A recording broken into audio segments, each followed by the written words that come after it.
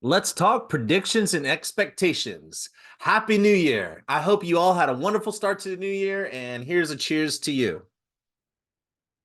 Okay, so let's look into the future a little bit for today's news. We have an economy that has been running hot with signs of cooling. Worries about recession are not completely gone, and it has impacted consumer spending, but inflation is retreating. This is a mixed bag. Then we have an election year this year. God help us all, right? I mean, geez. This adds to the uncertainty and may impact sentiment amongst your customers. Remember, how people manage their money is a very emotional thing. I won't even get into it, but there are international conflicts that we are involved in, and that could shake up the global economy, not to mention fears of more conflict. Again, adding to uncertainty. And no, I'm not trying to be negative. Okay. When it comes to money in the economy, I try to my best to take my feelings out of it. We all want to make money and feel secure and pursue happiness as we see it. I don't know about you, but that's what I want. If you want to set yourself up for success, you have to stay informed. Welcome back to the Hairdresser Strong News. And what does it have to do with you? We at Hairdresser Strong believe that all stylists and barbers are entrepreneurs, whether you want to admit it or not. Those of us that recognize this and embrace this will experience greater success than those who do not. As a whole, we must stay apprised of the news that impacts our business and clients. We should also stay apprised of current events so that we are able to have easy, informed, and sophisticated conversations behind the chair, as well as greater confidence and empowerment with regards to our business. This will elevate our success, perceived value, and esteem amongst the public and potential clients. In turn, this provides a form of security in supporting our prices and even gives us pricing power. This way, we can all have a strong business and lead the life that we want to. Okay, so today we have our New Year economic update. Cheers again. That's two for me. And don't forget to stay until the end because I have a really interesting new concept of leadership that I think you should know more about. If you're asking why should you care about leadership if you're not in a leadership position, well, that's because most of the leadership stuff tends to be about relationships, observation, awareness, emotional intelligence, and communication. I believe that it's imperative you pay attention because we should be mastering all of that to build and retain sustainable and valuable clientele. All right. You don't want to miss it. So let's dive right in. If you remember the last newscast I did, I'm just going to share my screen. If you're listening on podcast, you can use the links below to follow along, or you can just listen up. All right. So the last newscast that I did, I mentioned Walmart CEO Brian Moynihan saying that consumers are spending big in mass, but individuals are becoming more price sensitive. So what that means is the data says that the group is spending a lot, but individuals are scrutinizing. And why is that important? What do you need to get from that? Well, basically that your clients are going to be more scrutinous of the value that we deliver. And so knowing that is important. Okay. Their CFO said that they are behaving strangely, and after digging in, I found that strangely is being more price sensitive, putting off purchases until after Christmas for discounts, etc. So that might look like in our industry, people putting off haircuts an extra week or two, which can be significant. Like if everybody takes off an extra 2 weeks and they come in, I think every 7 weeks, I think that's like a 30% reduction or some crazy number like that. It's a lot. So that's kind of something we should be prepared for. Okay, so the Wall Street Journal reports that there are mixed feelings coming out of Wall Street. And this article is by Sam Goldfarb in the Wall Street Journal and is titled Investors Hope for 2024, a Return to Long Lost Normalcy. Many think markets can find more stable equilibrium after recent rate increases. So that goes back to the mixed bag, but cautiously and wearily optimistic. Okay, so now if anyone could predict the future with accuracy, that person would be super rich and probably depressed because they know bad things are coming and can't do much about them. But I digress. The point is here, this is not financial advice. If you want investment advice, you should talk to a registered financial advisor. The mixed feelings that I'm talking about range from pain to optimism. So it's a really wide spectrum of what 2024 will bring economically and financially. Basically, it comes down to consumer spending, inflation, and employment. Consumer spending is sagging, inflation has been going down, and employment has softened towards sustainability. We have talked consumer spending with Walmart just now, and they say that the consumer is being more scrutinous, which I said earlier. But now let's take a look at some inflation factors. So, this article is great if you want to read this Wall Street Journal article. I have another piece here from Chris Oberholtz, and it's on foxweather.com, and it's titled Shipping Companies Offering Millions to Jump Long Lines for Drought-Stricken Panama Canal. So you might be like, well, this is a weird story. So this is an interesting story you could talk to your clients about. But I just read about the Panama Canal being negatively impacted by global warming. The canal accounts for 40% of all U.S. container traffic. That's crazy, and 5% of global trade. So one would say that if there's a problem with the Panama Canal, that would probably disproportionately impact the U.S. It turns out that global warming is drying up the canal, and a lack of water that they have has made container ships, which are used to taking 8 to 10 hours to get through, now they're waiting 1 to 2 weeks. So if that's not structural supply chain issues, which translates into inflation, basically, there's a serious supply chain issue. So if something bad happens, it could be pretty bad. And it's so serious that people are paying up to $4 million to jump the line. That's crazy. And the first thing I thought was inflation. To make matters worse, El Nino is causing droughts, and things will get worse before they get better. So let's keep a watchful eye on inflation. So as long as nothing like majorly bad happens, then I think inflation, my prediction is inflation will continue to go down. And so we'll see. So pray for nothing crazy to happen. Okay, so last but not least on the economic news, this is originally in Fortune magazine on Yahoo Finance. It is by Phil Waba, and the title is The CEO of the 12th largest U.S. retailer thinks self-checkout is worth it despite theft. Savings on labor costs are higher than the potential downsides. I picked this piece because I think we need to remember that the world is adopting technology at a very quick pace, and so look out for. So sorry. So for our economic outlook wrap up, so we have what do we talk about? We talked about there's a lot of uncertainty. There's like inflation is trending down, but I just pointed out one thing that could potentially make inflation tick up.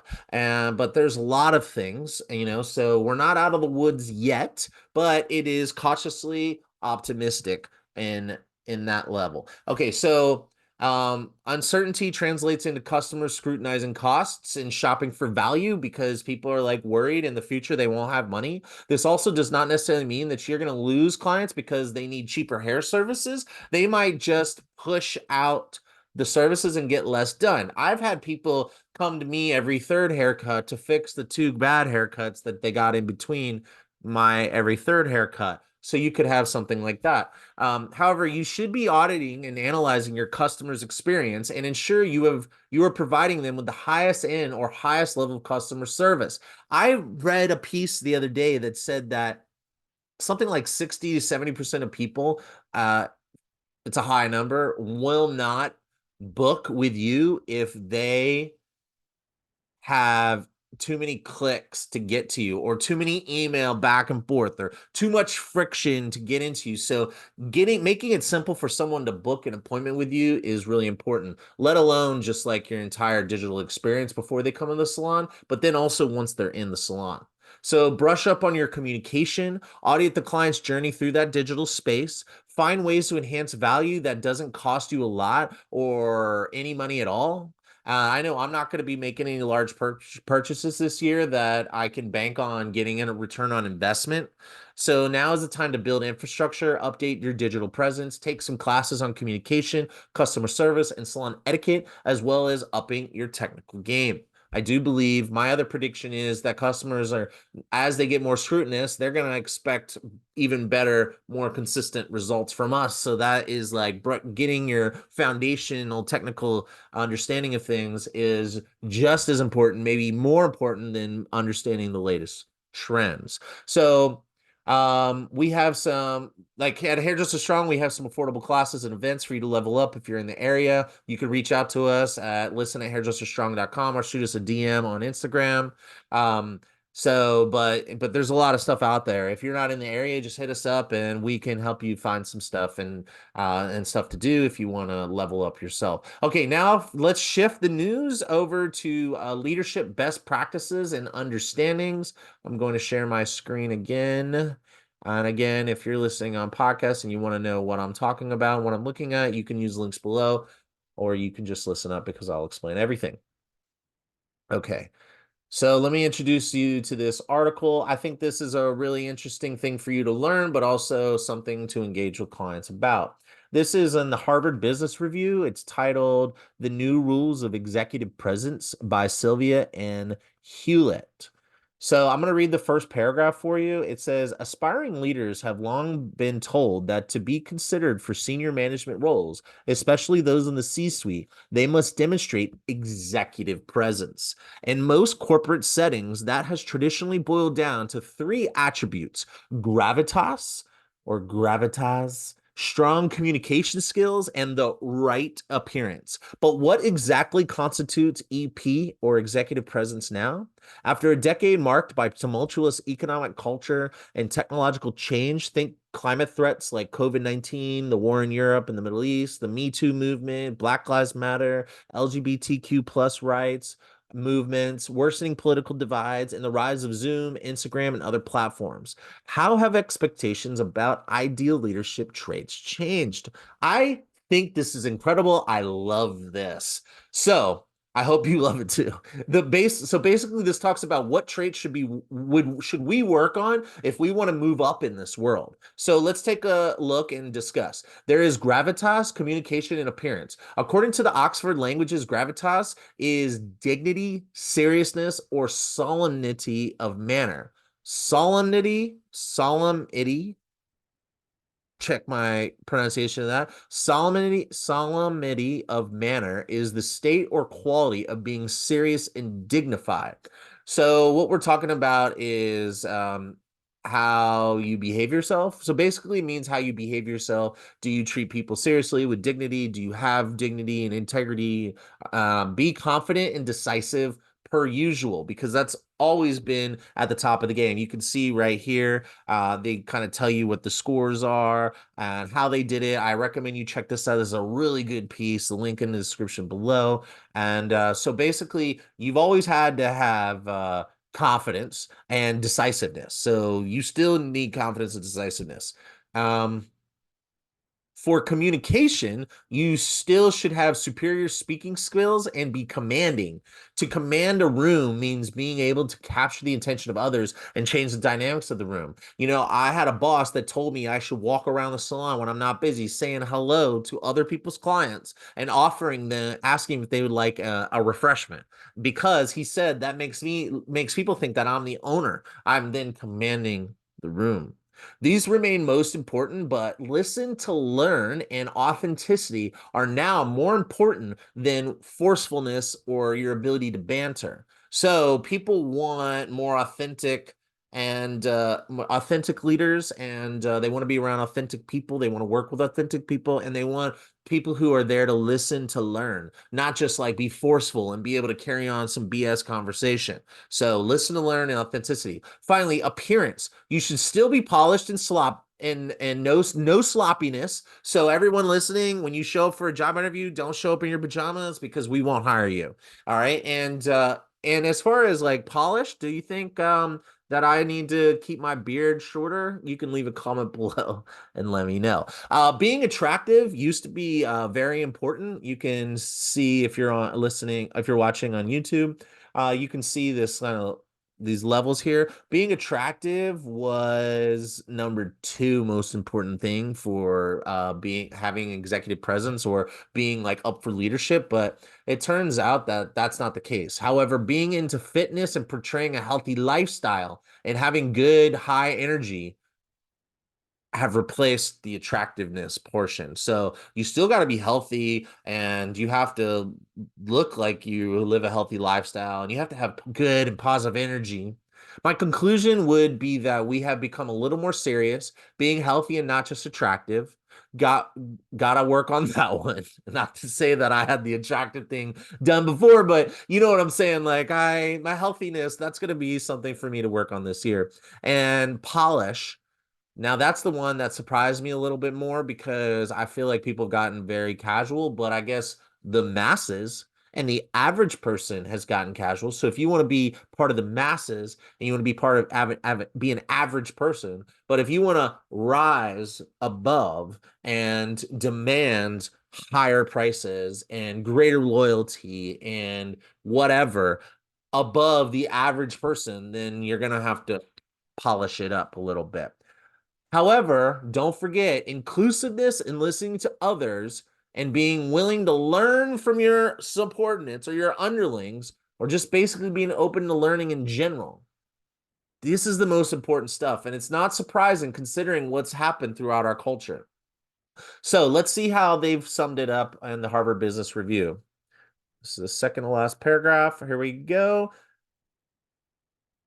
Let's see. Okay. The new rules of EP or executive presence are both daunting and exhilarating. And remember, who cares about executive presence? This is what the majority of the world, well, at least in the country, are saying are important for you to portray if you want to be looked at above the rest as a leadership role. But think about your clients. Don't you think your clients are going to find these things attractive if they find these things attractive in their workplace? So we're talking about culture and like how people see each other and what people like. You know, the number one way to get what you want in this world is for people to like you. I mean, you can look that up. That's like documented to be true. So that's why I think this is important. So check this out. The new rules of EP are both daunting and exhilarating, says Kennedy Aizia, a rising star at an insurance giant AIG.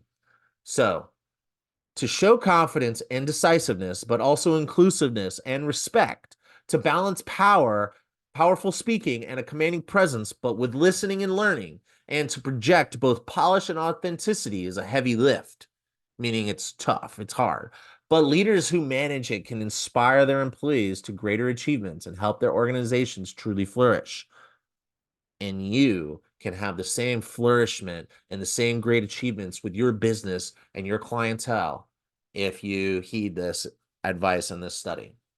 All right. Well, thank you so much for listening. I hope that you're having a great start to the new year, and I hope that this is an incredible year, and I hope we land on the more positive side. But regardless, I'm going to be coming back and keeping you tuned in. I know I missed you during the holiday, but we're back and we're ready to act. All right. Until then, cheers and have a good one.